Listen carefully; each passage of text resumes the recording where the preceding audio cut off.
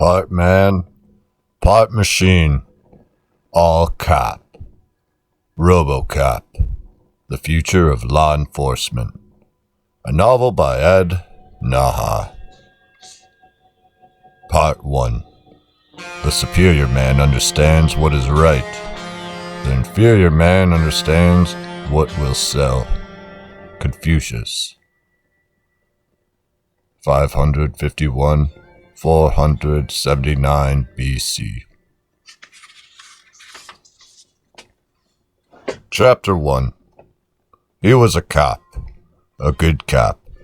At least that's what Murphy told himself as he stared into the darkness outside his small prefab home. From this distance, the deserted streets seemed safe, but Murphy knew better. Beneath the silence, beneath the shadows, things were ready to explode. Still, he had accepted the transfer. Like a good cop, he suddenly remembered his father. Instinctively, he took a step back from the window. His father had been killed that way, looking out a window, hit by a stray bullet, back when Detroit got its first taste of the Troubles. Maybe 20 years ago, when the feds had cut off loans and were urging cities to fend for themselves. The problem was that most of the major cities were strapped tighter than a snare drum. Detroit, like several other big cities, snapped. Social programs were whittled to nothing. The poor didn't understand that. They took to the streets to vent their anger. His family had lived in what was known as Old Detroit. Back then, there still had been families there. People had clung all their lives to hopes and dreams. Murphy's father had just been in the wrong place at the wrong time. Sniper. Bang. Hiss. The tinkling of shattered glass. That was the end of James Patrick Murphy. Dying, his father seemed almost amazed and amused by it. He had moved to Detroit to make a future, working in the auto plants. Then the auto industry went under, and the elder Murphy wound up working for the new company in town, Omnicon. Grunt work. For the insurance had paid for the funeral. Nice ornate coffin. Flowers. With Xerox signatures of faceless executives. His father had looked up into the startled son's eyes and whispered, "Some bitch." He had shrugged, smiled, and died. Murphy sighed. Omni Commissioner Products had turned out to be the city's savior of sorts. New housing projects, new jobs. When the city found itself bankrupt, unable to pay even the police less than a year ago, the Omnicon team marched in and simply took over the struggling city services. They now paid the police and the fire department, and the sanitation crews, and the park commission. Hell, at least they paid you on time. Murphy heard gunshots behind him.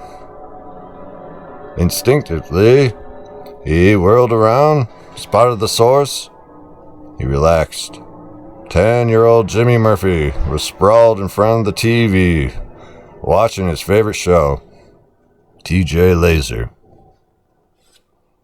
Murphy tried not to smirk as the cop on the tube gunned down a half-dozen Cro-Magnon thugs, twirled his guns, and replaced them in his holster. Laser, with his slight pot belly and badly designed toupee, would have been dead meat in the old Detroit sector in 5 seconds. The sector where Murphy was heading tomorrow. Homecoming. Murphy felt in his stomach tighten slightly. He was tense. But he'd be damned if he would show in front of his family. He was bad enough. He brought the nightmares home with him. The images of the screaming faces, the battered autos, the endless screams of blood and tears. He wasn't going to show weakness or worry in front of his kid and Jan.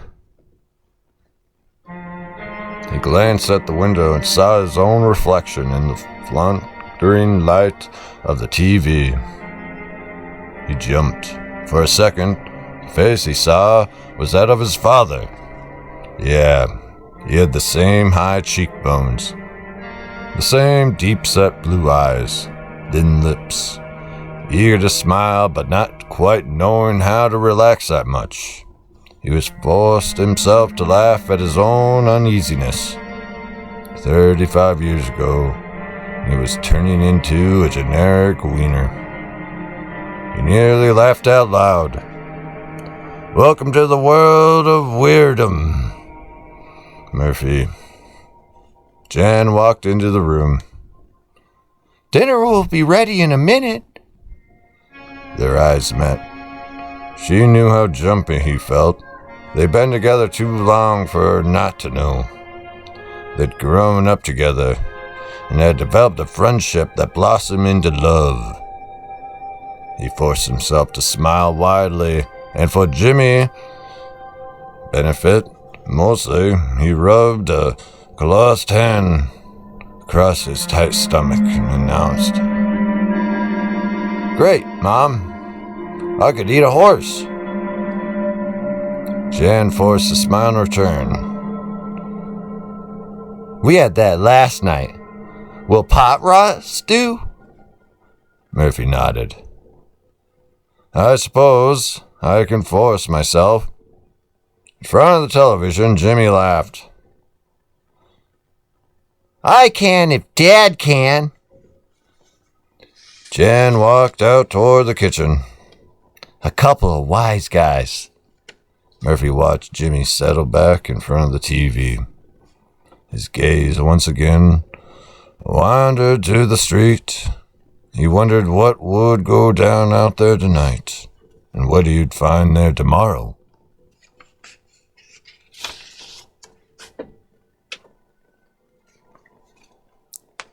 Chapter